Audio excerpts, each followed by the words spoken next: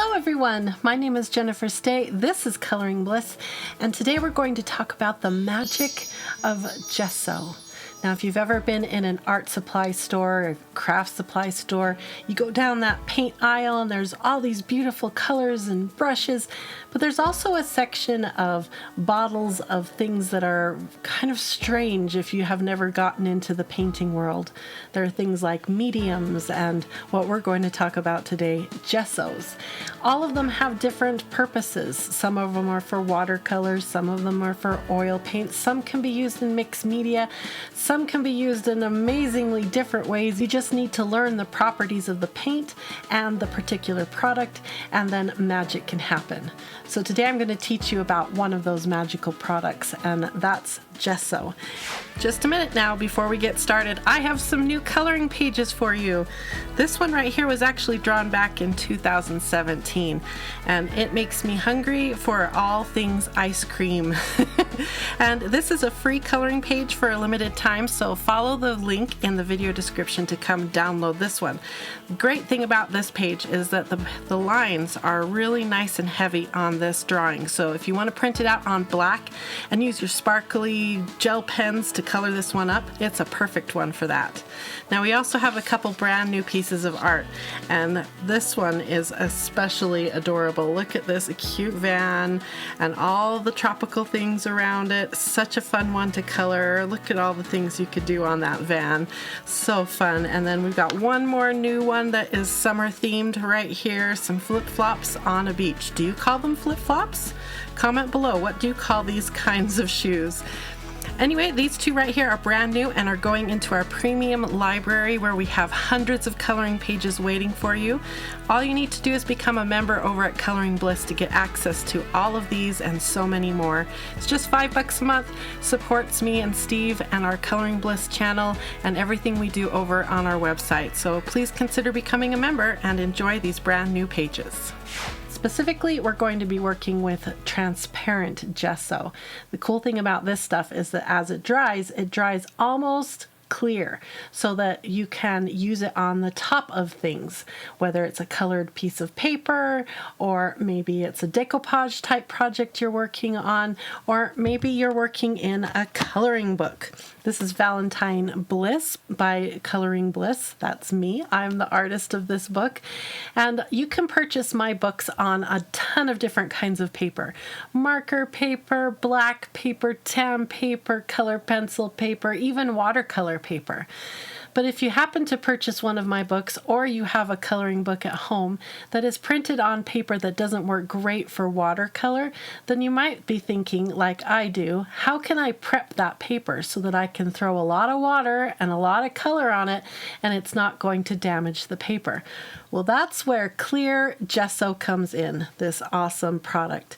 It dries transparent and seals the paper a little bit and adds some texture onto the top so that as you paint on it, magical, fun effects can happen and you won't damage the paper as quickly because you've protected it with a product like this.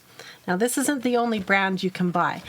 Clear gessos are available by tons of different brands, so go ahead and check them out, see which one you want to try. But Liquitex Clear Gesso is one of my favorites. It's relatively expensive. This one was $16 for this tiny little bottle, but it has lasted me years and years because you don't need a lot.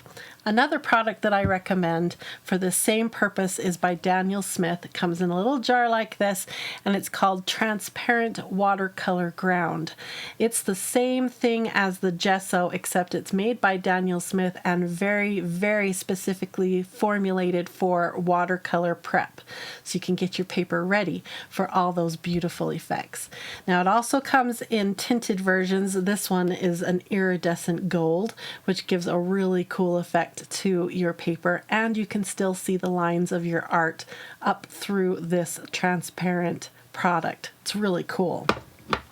But today we're going to show you really quick how to apply this gesso so that you can use it and start using watercolor in your standard coloring books. So I'm going to go ahead and prep this page right here so that it is ready for watercolor. Now the paper this was printed on is marker paper.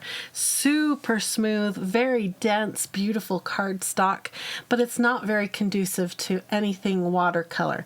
You put a tiny bit of water on here and the little fibers inside the paper will start to swell up, and then the more you manipulate that watercolor around on the paper, the more those little fibers will start to pill and come off, and you have warping issues and all kinds of things happen.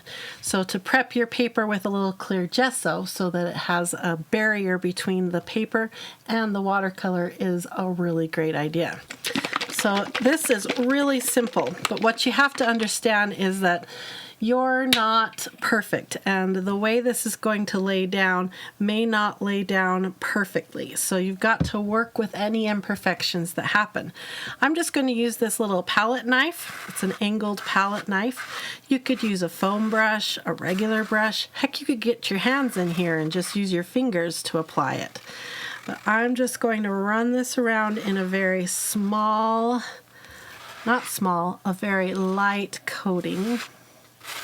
And you don't want to manipulate this too much. You want to get it down and then leave it alone to dry. And it can be a little tricky to see where you have put the gesso down and where you haven't. So once you think you've got it well distributed across the art, just like that, then I recommend you move it in the light so that you can see the wet gesso. See how it kind of shines? Yeah, you can see. And then you can see if you missed anything. Ah, I see a spot that I missed right here. I'll smooth that out a little bit. And as it dries, it's going to dry clear. And I think I did a pretty good job here. Smooth a couple spots out a little bit more. Like I said, this can be done in any coloring book, or maybe you're doing your own piece of art in a sketchbook or on a canvas. You can use gessos to seal up layers. Gesso is just so great to have as part of your art stash for future projects and for trying new art techniques that you haven't been able to try before.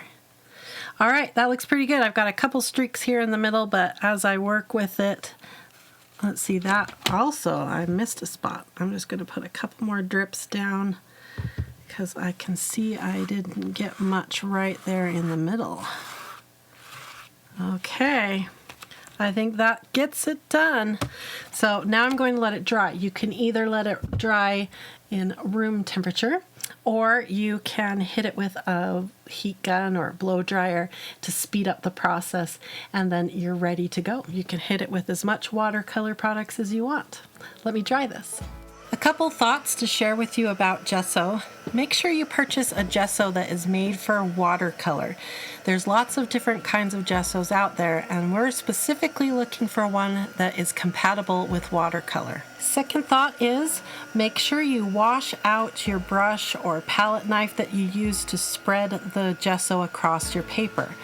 If it dries on your brush, it may ruin it, so make sure you get it cleaned out really good with some soap and water so that you can continue to use that brush in the future. And my third and final thought has to do with grit. Now, worked into the gesso is a product, usually it's marble dust, and that creates a lovely little texture to your paper so that your watercolor can grip onto the paper and do what it needs to do.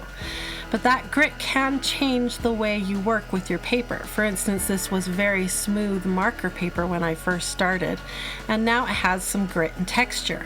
So I wouldn't necessarily want to use some markers with some very delicate tips on this gritty paper. So keep those few things in mind and you'll have great success with your transparent clear gesso. All right, this is about 80-90% dry, and I'm stopping now because I wanted to remind you that part of the ingredients of most of these gessos is a little acrylic.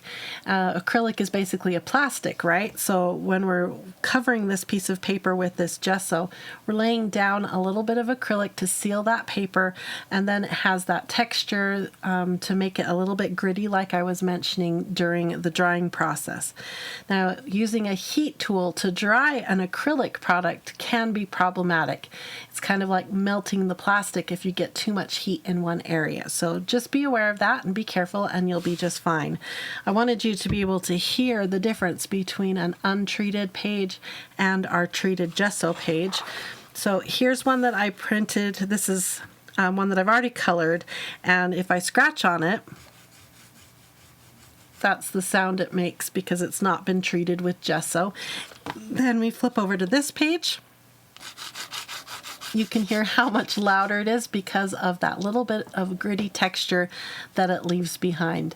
Gesso is such a powerful product, and it's a really fun one to purchase and have in your art stash. Now, this page right here is going to be ready for me to paint on it as soon as it totally dries, and I can hit it with as much water as I want, although you wouldn't want to dump a bucket of water on it, but you know what I mean. I can do washes, I can do wet on wet, wet on dry, any kind of techniques I want to try, I can. Just remember that as you applied your gesso, you probably created several streaks in here. So as you're coloring and painting, just work with the streaks. Don't feel like you've ruined anything. Just implement them into your design, and then it will look very intentional and beautiful when you're done. Are you going to try gesso? Comment below. I would love to know if you have tried it and if you're going to pull it out and try it again, or are you going to purchase a little bottle and give it a go? I sure hope you enjoyed this quick lesson all about gesso, and I hope it opens your horizons to things that you can do. If you did enjoy the video, make sure you give it a thumbs up to help our channel, subscribe, and comment below so that YouTube knows that you enjoyed this video. Thanks again, and good luck with your gesso, everybody. I hope you have a wonderful, colorful, blissful day. Bye-bye.